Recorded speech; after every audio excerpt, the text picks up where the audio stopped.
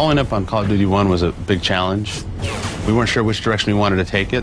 Come behind the scenes with Infinity Ward as they face the challenges and triumphs of creating Call of Duty 2. When we first started out, Infinity Ward was 22 members of the Medal of Honor Allied Assault team that worked out in Tulsa, Oklahoma. In 2002, Infinity Ward began work on the original Call of Duty. We knew that we had money. We were just, this is money. We put it on the table. You need to play this. The news of that prototype just went through Activision like wildfire. The game quickly evolved into a groundbreaking departure for World War II first-person shooters, earning it over 80 Game of the Year awards. That set like a pretty high bar for Call of Duty 2. What are we going to do differently? How are we going to top that? Well, one of the things about Call of Duty 1 where some people felt it was a little too linear. So we wanted to open up the gameplay. This required reinventing the AI completely because we didn't know which direction the player would be approaching an objective from. So you can't just pre-plan a course and do a series of scripted events. You need to really algorithmically figure out how to respond to what the player's going to do from any angle. So we had to create very autonomous AI that could retreat from his position, can set up ambushes, can try to flank the player. They've got vision cones, hearing radiuses. They're just much more self-aware than they were in Call of Duty 1. And that was a huge change, a huge overhaul. And it caused us to basically throw out the Call of Duty 1 engine and create our own proprietary technology. There were a lot of challenges that we encountered. Basically, we just made the level we wanted to make and played the game and watched where the AI fell down and then had to go to the drawing board and try to figure out how to solve these problems. So we did that for a year and a half, basically, just constantly working on the AI, improving it, tweaking it, tuning it until we got to the point where we liked it. Move in! Hassel! Come on, let's go! So one of the things that came out of the nonlinear gameplay mixed with the all-new AI was how do we make this AI even more important to the player and make him appreciate his friendly troops more.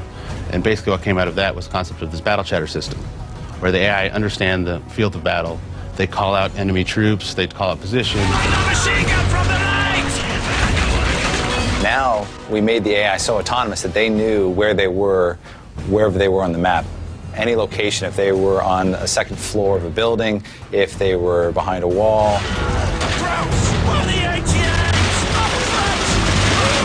They had to know exactly where their surroundings were. Your AI is very self-aware, and they're telling you what their current situation is, what the enemy is doing. And really brings that player into being part of that squad. And for any of our fans that speak German, you can hear that we've brought that same contact-sensitive battle chatter system over to the Germans. We came up with true military terms, how they actually communicate with each other, as well as look at all the levels in the game and geometry, and basically gave it all names. Then we had to record over 20,000 lines of dialogue, put that in code, so that the AI knows about it. One of the big challenges was striking just the right sweet spot. We didn't want it happening too much because then it's just noise and it fades into the background. And if it happens not enough, it's not as useful to the player as it could be. We have two military advisors that were really instrumental with developing Call of Duty. We asked them what were the things that were missing from Call of Duty 1 that you see on the battlefield, that you experienced every day. And they said, well, there's portable concealment. Wait! Wait for the smoke to fill! All right, go! Let's go! Portable concealment, aka smoke, has been used in warfare for over 150 years, and there's none of it in Call of Duty 1. So we created this really robust particle system, and it just adds a real level of immersion that we didn't have before.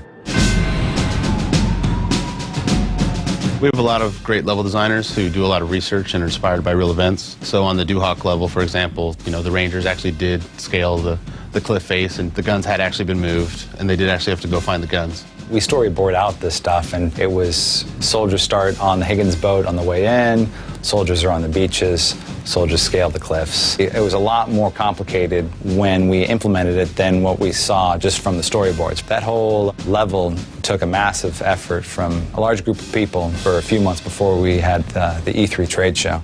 And You know, 2 weeks in and you're just like, I don't see it. You know, 3 weeks in, don't see it. 4 weeks in, there's something going on here. 5 weeks in, wow, we got some magic.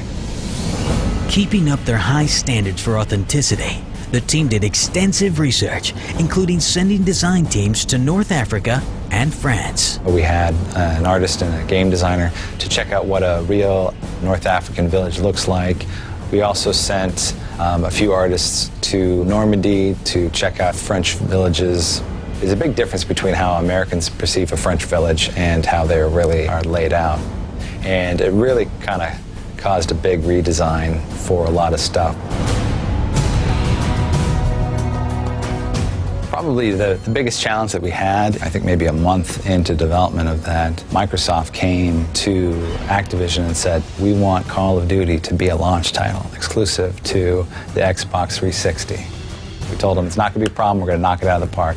And then we got back to our office and we were like, okay, we have to somehow plan to use a bunch of art techniques that haven't been invented yet, so let's design those in. We need to design the game for hardware that doesn't exist. We need to schedule out workflows for people who we haven't even hired yet. I think that was just a real kind of amazing thing, how you can kind of visualize how this stuff is going to work out, how you're going to hire these people, how you're going to work on this hardware. And just through sheer force of will and people working late hours and having a lot of passion, how it just all really kind of came together.